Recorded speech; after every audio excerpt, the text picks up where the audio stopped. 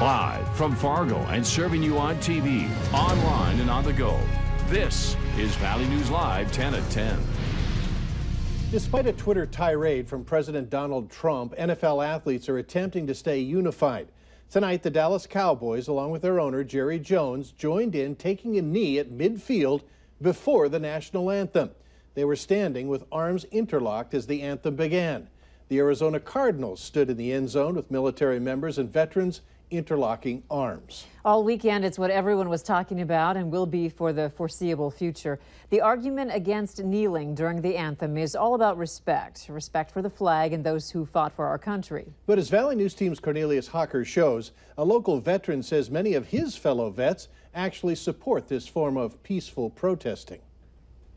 I believe in the right to protest, I believe in the right to demonstrate, and I believe in the right to create a conversation. Vietnam vet and Purple Heart recipient Rick Oleg tells us how the vets with whom he works at the VA hospital in Fargo feel about the past weekend's controversy over the NFL players kneeling for the national anthem and our president's response. The general consensus was that the president was wrong in his use of language. If you felt strongly about some cause and you were willing to stand up for it, would you like being called an SOB? They wished possibly that they didn't demonstrate in this way, but they believed in their cause also, that they had the right to demonstrate. Oleg says that's the beauty of our nation. We have the right to protest as long as it's peaceful, and everyone is entitled to their opinion. And people we talked to were definitely willing to share their opinion on this topic. They get paid to perform and do their job, and that's not part of their position to make a political statement like that, and I don't agree with it, and I think every one of them everyone that did it should be laid off and fired. Wherever they want to be free and protest and say what they want to say, they should be able to do that. Oleg says moving forward, he wants people to be sure they're on the right side of this debate and not doing what they think is the popular thing to do. As a Vietnam vet, he remembers what was popular when he got back from war. You hear all of these people about here, they should all be standing and paying this great tribute to the flag. I wonder how many of those people really paid great tribute to the Vietnam veteran 40-some years ago when we came home, when we weren't welcome in the airports with our uniforms on. We were, not welcomed home. That experience, he says, helps him realize why athletes are kneeling to protest the treatment of African Americans by police in our country.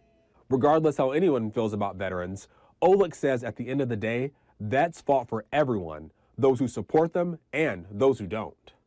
You earn respect, you don't demand it. And I feel like, that's what veterans do every day. They earn it.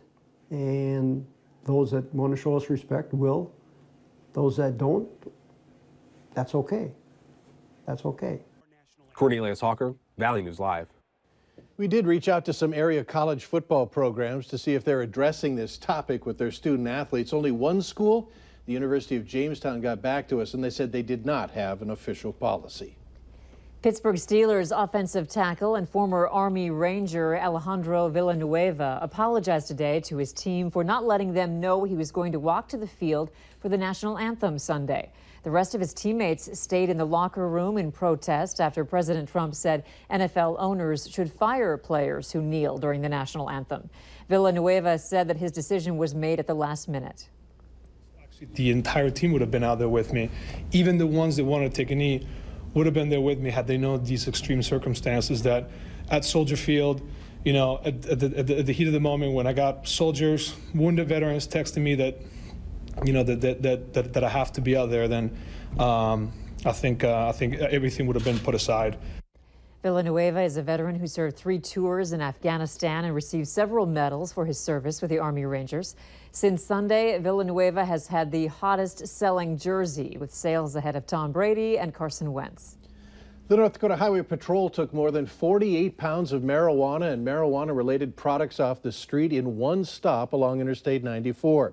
It happened yesterday on a traffic violation. A canine dog helped alert officers to the marijuana.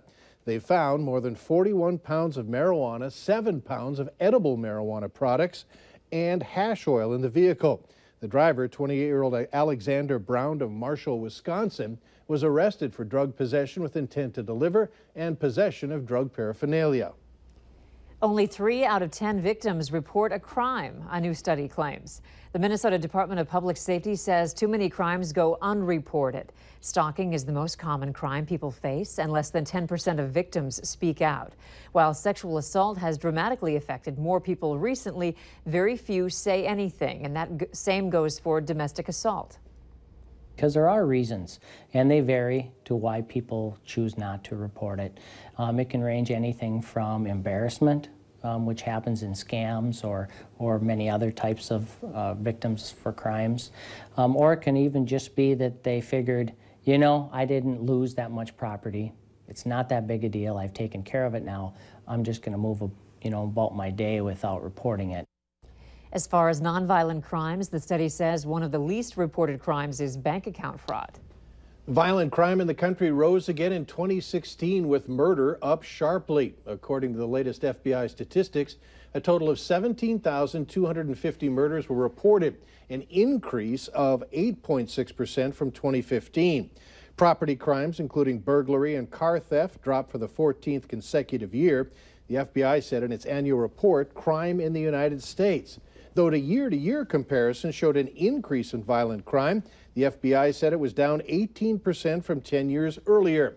We have a link to the overall FBI report on our website at valleynewslive.com.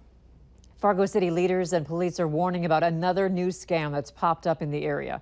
There are reports about a number of people getting emails stating that they have a particular time frame to pay a citation.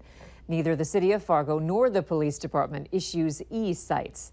If you or anyone you know get an email like this, delete it right away. The latest GOP proposal to repeal and replace Obamacare is all but dead in the water. Another Republican senator announcing that she won't back the bill, making it impossible to pass it in its current form. Reporter Weijia Jiang has the latest from Capitol Hill, where protesters disrupted a hearing this afternoon.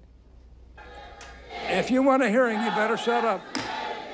Protesters delayed the start of the only Senate Finance Committee hearing on the latest Republican repeal and replace effort. It was a dramatic scene as police carried out some of the disabled protesters pleading for Congress to keep Medicaid. We just want them to kill the bill. The Graham-Cassidy bill would end both the Medicaid expansion under Obamacare and subsidies for consumers. It would instead direct that money to the states to use on health care. Senators Lindsey Graham and Bill Cassidy defended their 146-page bill before the panel. Governors are excited about it.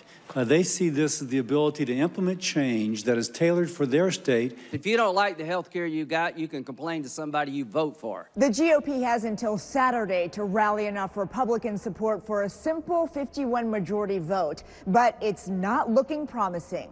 Late Monday afternoon, Senator Susan Collins of Maine announced she's out. This bill would actually cause premiums in the individual markets to rise in some states. Kentucky Senator Rand Paul won't support it either, but did suggest areas for compromise. Health savings accounts, governor's waivers, put some caps on entitlements that Republicans can agree to, and then let people buy insurance across state lines through health associations. Republican leaders were set to meet with the rank and file Tuesday before making any decisions about moving forward. Weijia Jiang, CBS News, Capitol Hill.